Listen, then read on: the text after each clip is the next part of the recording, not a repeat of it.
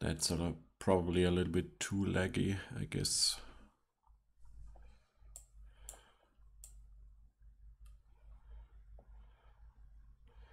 I changed the keyframe interval.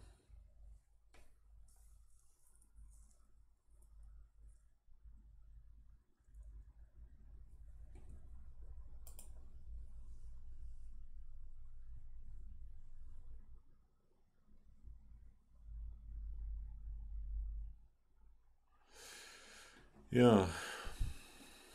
Now I don't know if that's an improvement or if I actually made it worse.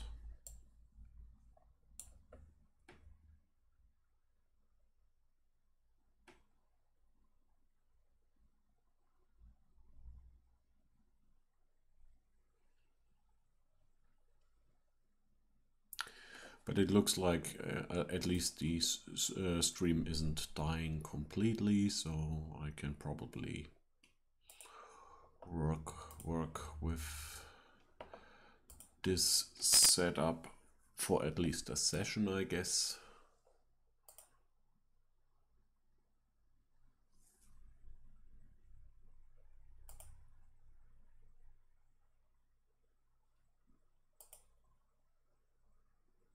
And I also tried to reconnect the YouTube chat, this time via YouTube Gaming, but that again didn't have any effect, of course, as expected. It's like I don't know. Like I guess Restream says that that I need to get verified or something like that, but I mean that can't be because I'm already streaming on YouTube, right? And there are some audio issues, obviously.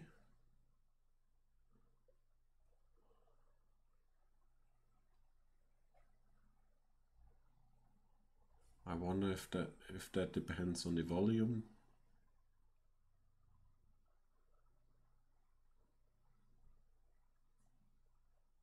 That's sort of the occasional distortion there, and I really have no idea where it comes from. Is it the microphone connector? I don't know. Okay, but like, let's see if I should just go ahead and start with the new project here, right? Because that's the main point, I guess.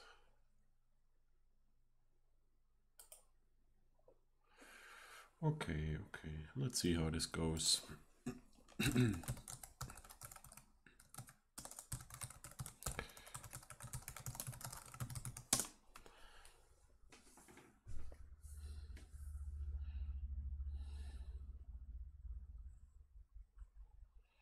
So I need these here. I think I don't need to actually clone it.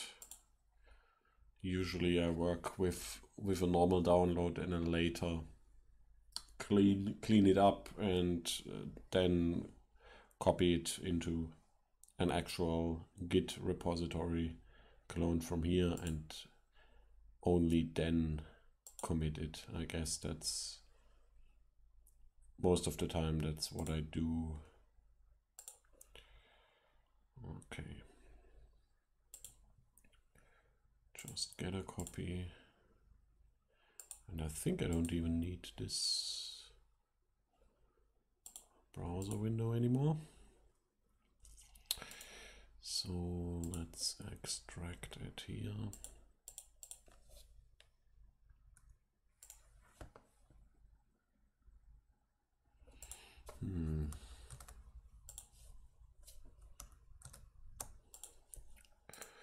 And let's rename it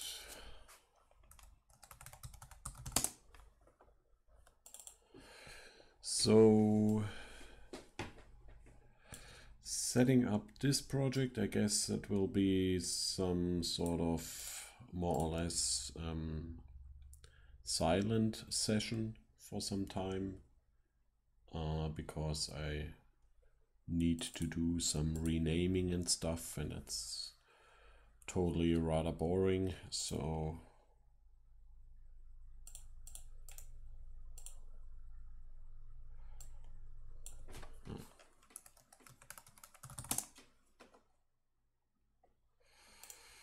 just the make file here.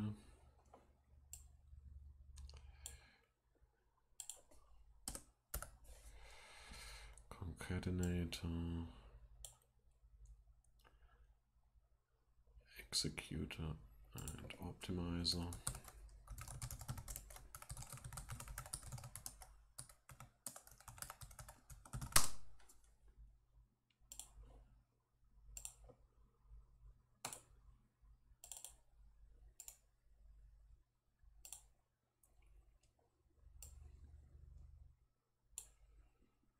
Oh my. I didn't work on this for more than a year. All the time, no progress. That hurts. Very painful. Okay, so usually I go with the simple files first, but I also got me something to drink.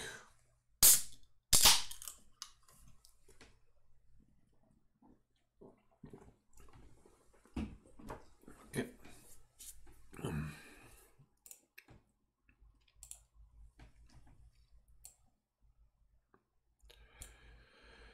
So in here I'm going to rename all of the mentions in the header files.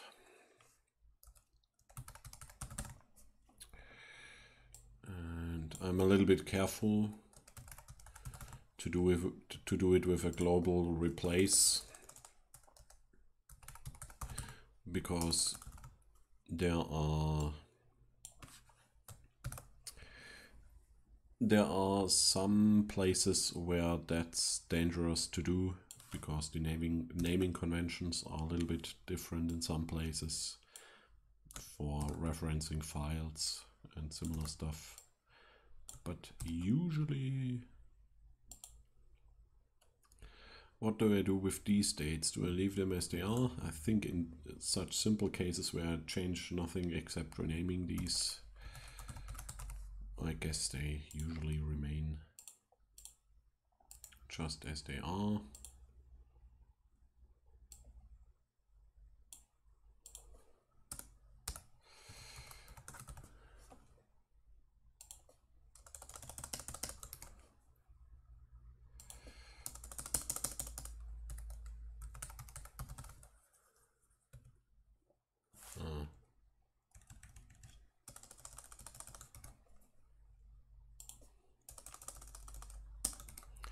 I should really type the actual name of the execute in the search field, but I wonder if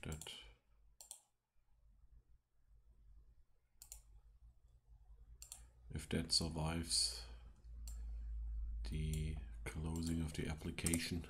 I don't think so. No, it doesn't. Okay, doesn't look like it. Okay.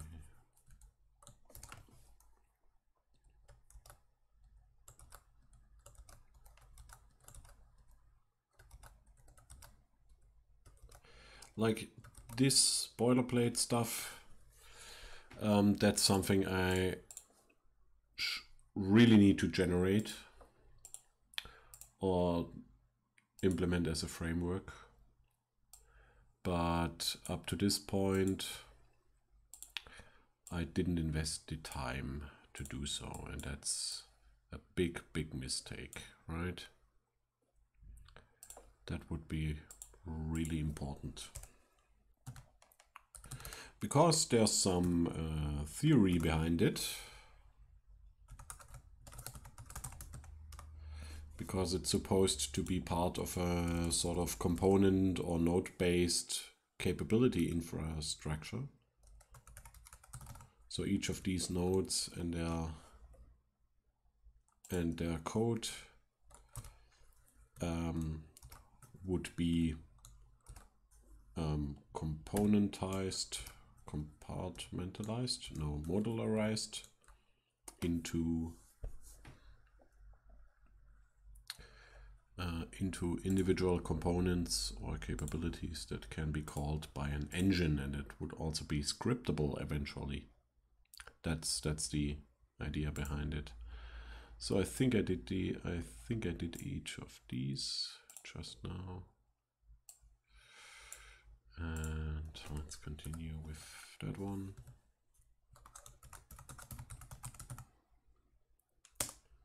Oh.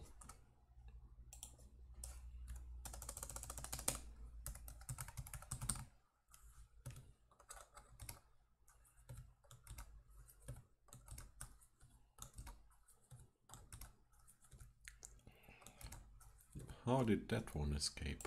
Okay.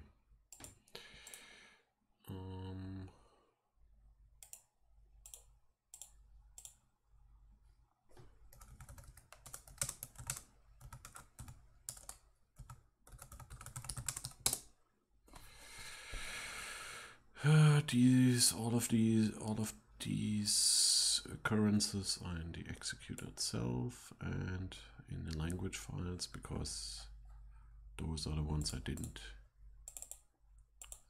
adjust yet. And for example, here it's also part of the name.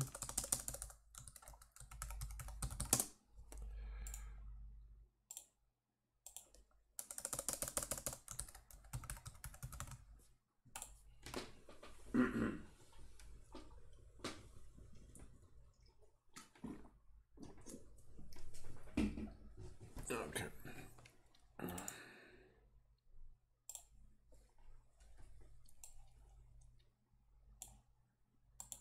And it's also like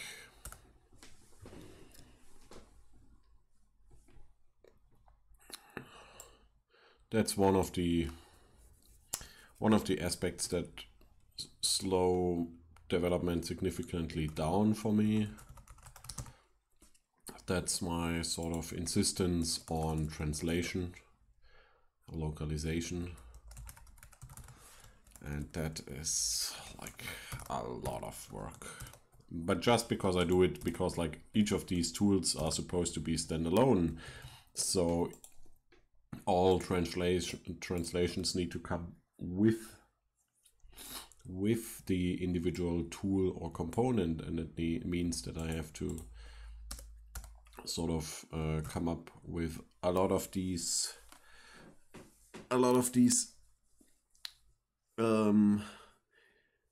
localizations for every single tool, and most of the time I can copy something, but you know, there's a limit to that as well. But I guess I'll do that off stream. I think in earlier times I did it on stream, which is, or maybe not, but like I'll just leave it with I do that off stream, because that's just some really boring work. I mean, I could do it on stream for other people to join in and say hi or something like that, if they like to help me procrastinate from actually doing all the translation and localization. But other than that, there is really literally no point to do that. And here I leave the initial 2016, because as I copy these, you know, like components with their sort of boilerplate node and like infrastructure container boilerplate code,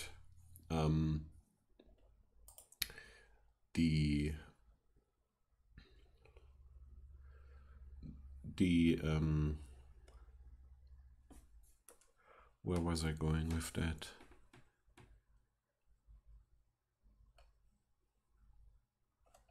Oh, I lost my trail there.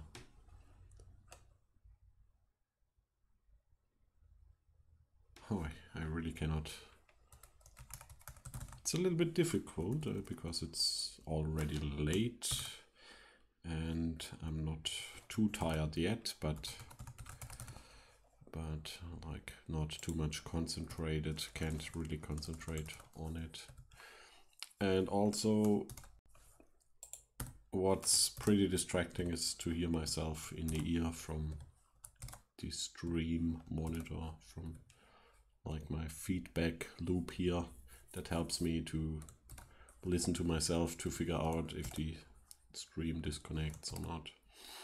And like I guess I should, this one, usually I guess I call it instance by now, so I don't have to reuse the name all the time, rename it for every other copy.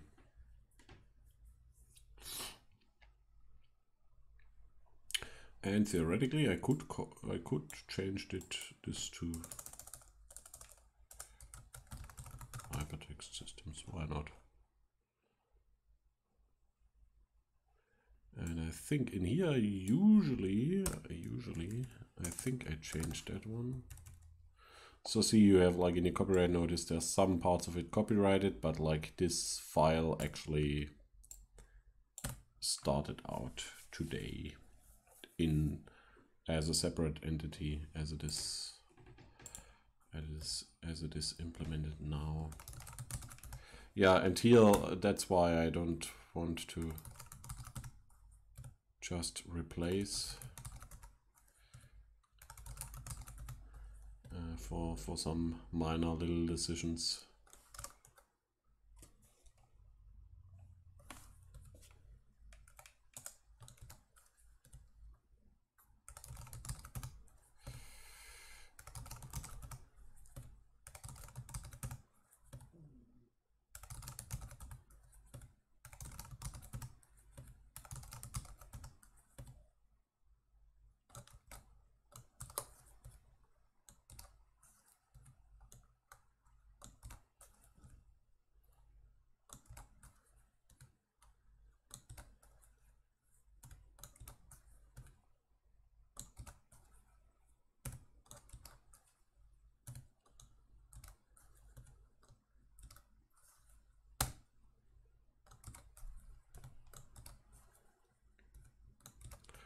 All of these mentions, of course, and that's, I guess, the crucial one, because there needs to be uppercase.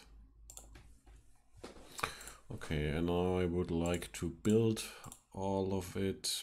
Probably I should even do it in here. And this time we are in Java, of course.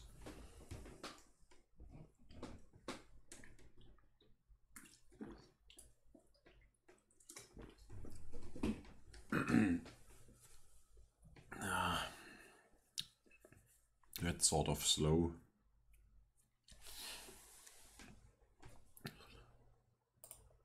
Relatively slow.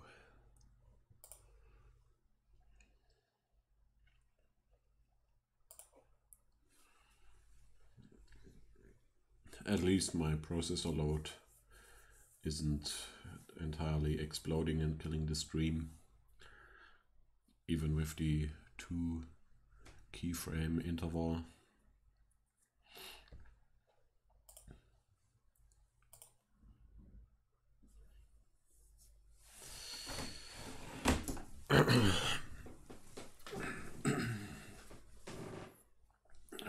I wanted to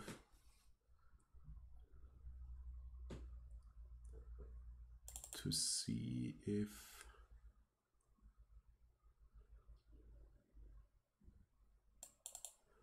how I called the instance of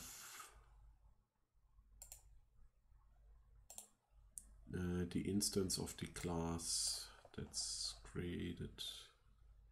Here I still have editor, don't like what's the newest in my entire repository here.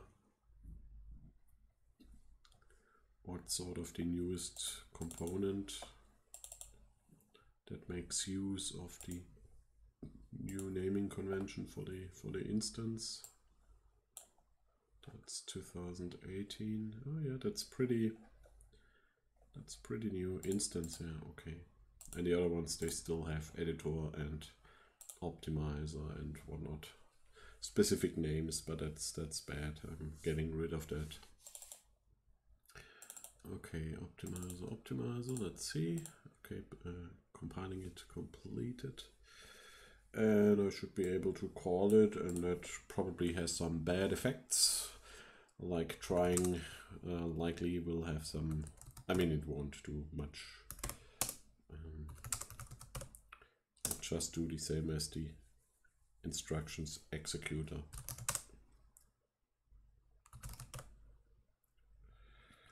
Optimizer, job file, no result info XML.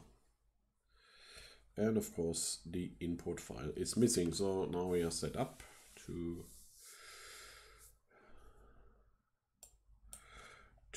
write some code. Let's see.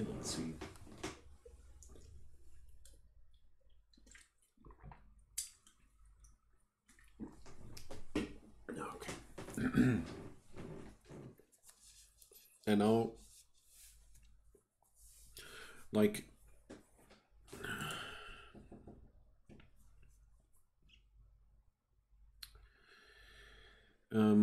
I think part of the, like, what the optimizer is supposed to do is to basically concatenate and collapse and culminate, converge change instructions that are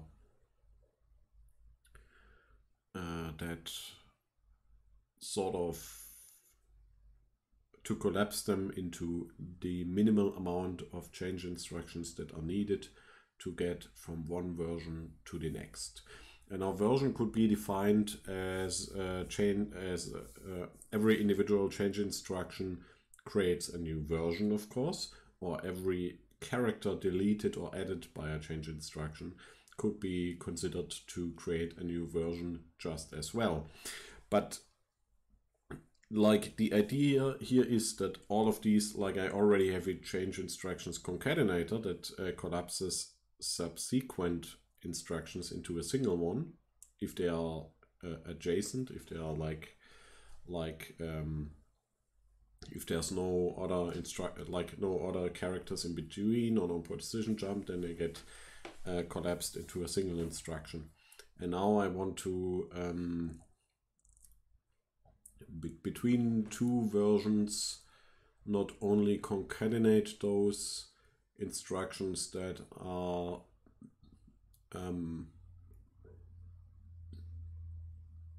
that don't do jumps, but I also want to concatenate those or like collapse those into a single instruction that happen within the boundaries of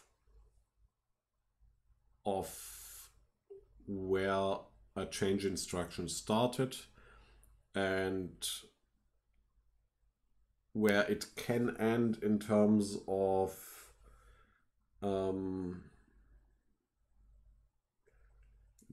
like jumps are allowed and get collapsed if they are within the character range that was manipulated before. And like I'm not too clear about the concept yet. I just need to develop it here as I go. I made some drawings for it already, but like that wasn't conclusive. But like the idea is, for example, if like if we imagine that there is a server to which changes get changes to a text get published. Like, I mean, my idea here is that a server would only allow the submission of a new version only in the form of instructions, change instructions that describe how the new version can be generated from the old with the help of these changes.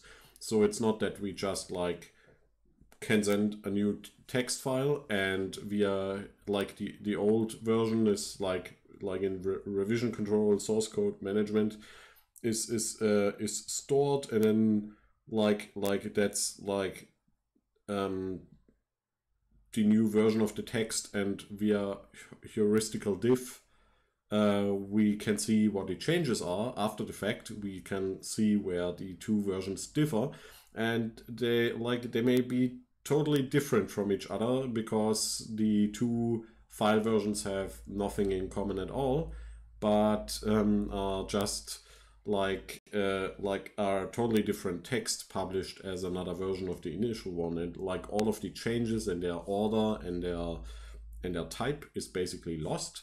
And instead I want to have the server only accept instructions that via which it could be reconstructed how the change was made from the early version to the new version. So it could well be like, I mean, if there are some delete instructions and some additions, okay, that's pretty easy to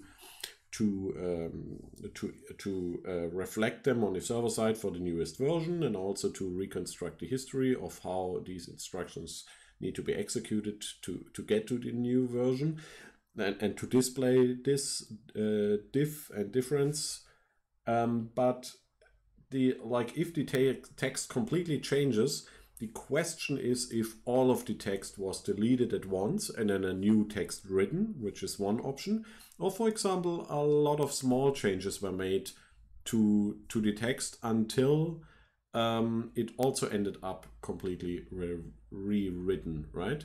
And like the difference here is that with the change instructions, I think, I'm not too sure about it, I think the difference is that if I do it with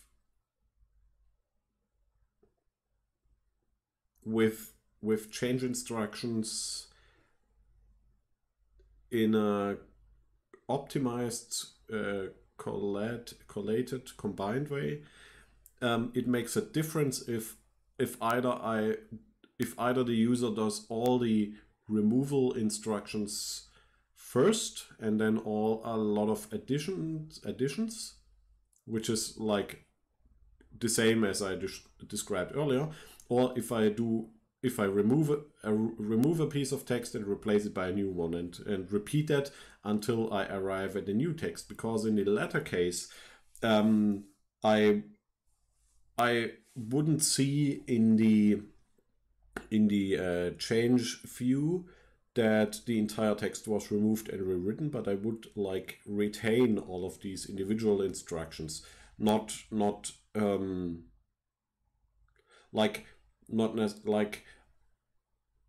want to have them preserved and retained in case that these, yeah, I think there's probably I don't know, like if the complete text changes, I think it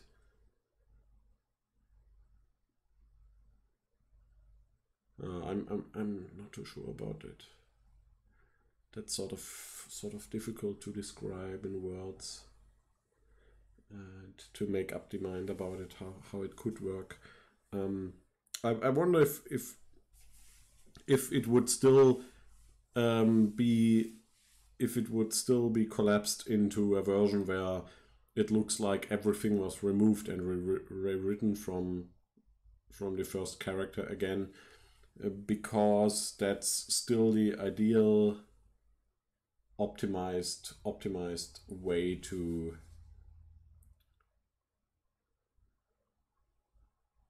no, I think like these would remain, right? I think they would, like if it is a lot of small changes until everything is rewritten, I think they cannot be optimized into an ideal optimized form in in a way that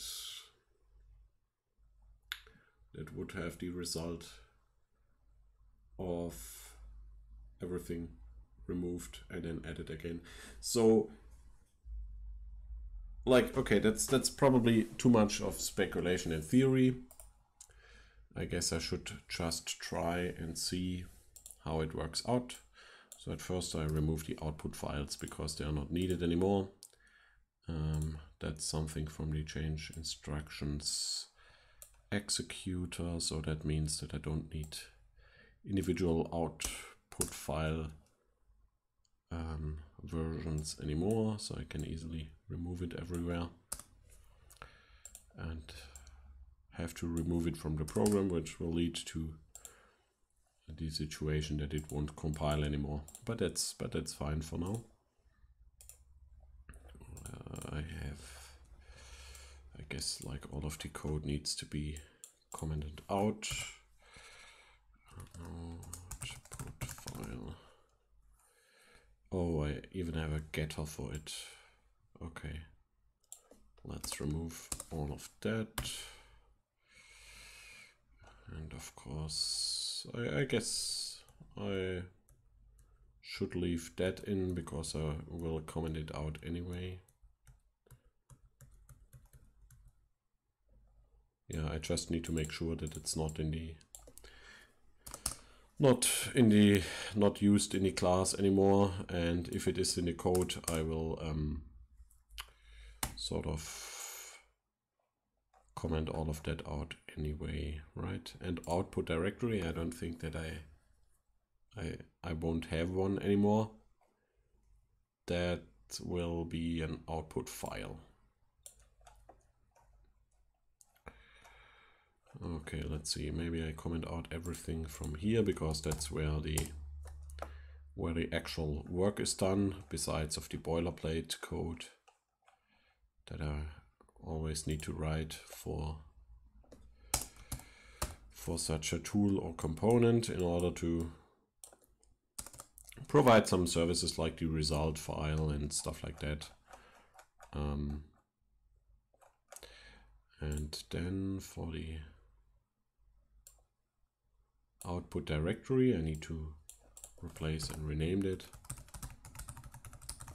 That needs to be an output file. What else do I have? That's of course now an output file element. Output file element. And in case, I mean, I do a bad job in explaining what I'm doing here, but